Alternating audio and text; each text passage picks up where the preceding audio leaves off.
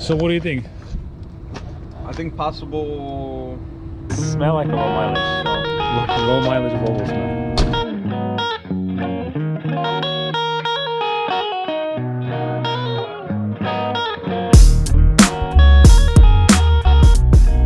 Welcome guys. So we're going to talk about a quick pre-purchase inspection.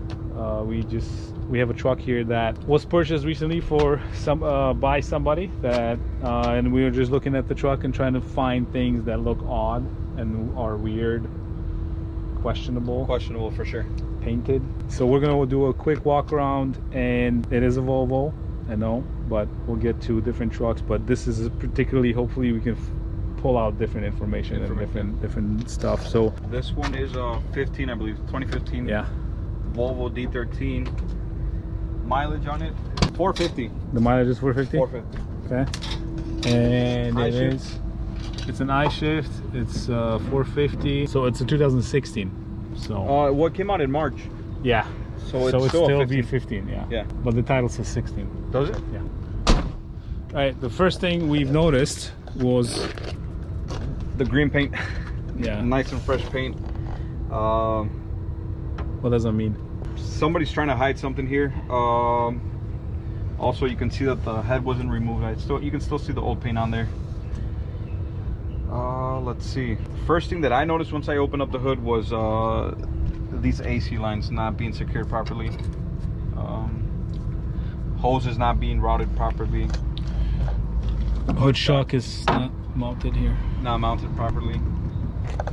The hood was fixed though, because it has the new insert. Yep, definitely.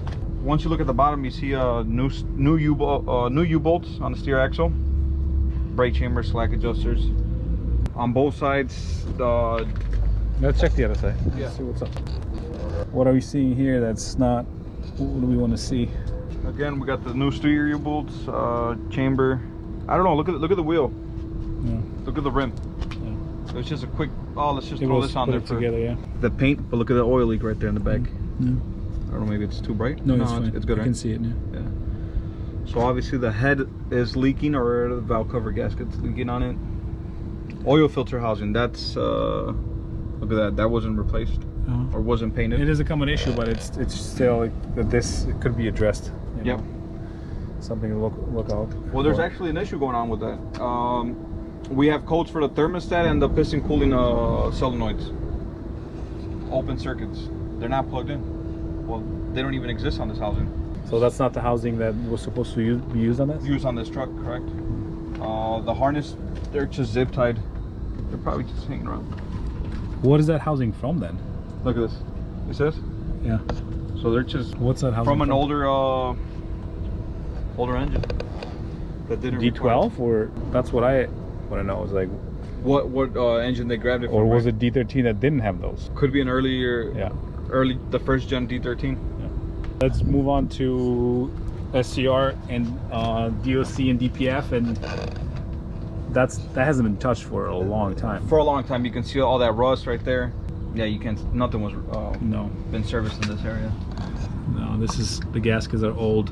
That's rusted. At least, I mean, doesn't look like the harness was swapped. Did you see the crack? The crack was the crack there. Can you see it? It hasn't been welded and it's not showing yet.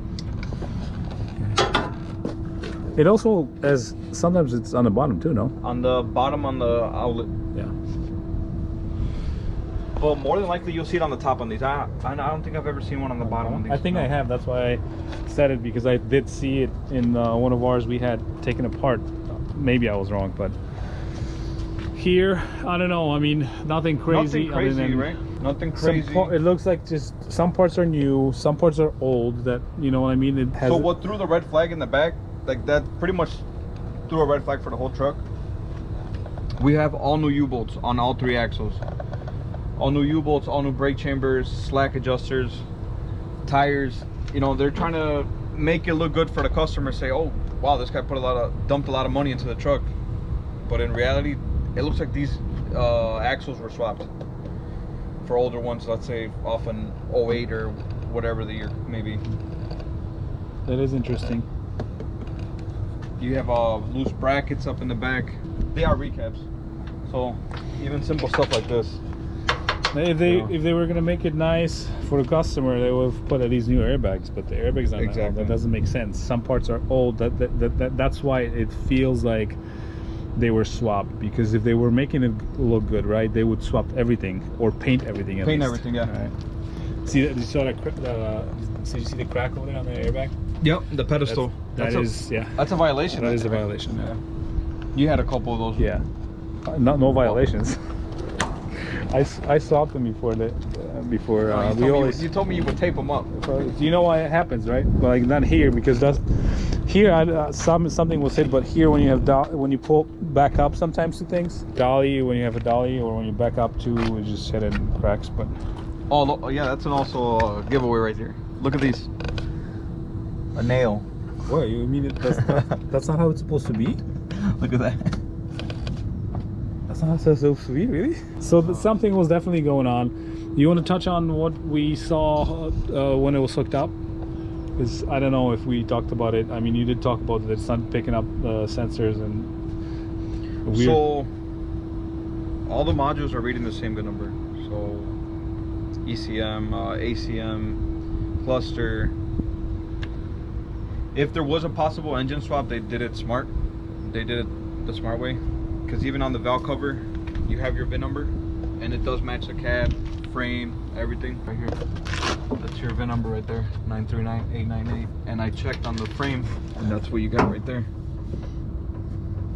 And that also kind of makes us think that the engine was pulled out. You see the fresh paint up on the top, and the oil pan was not painted whatsoever.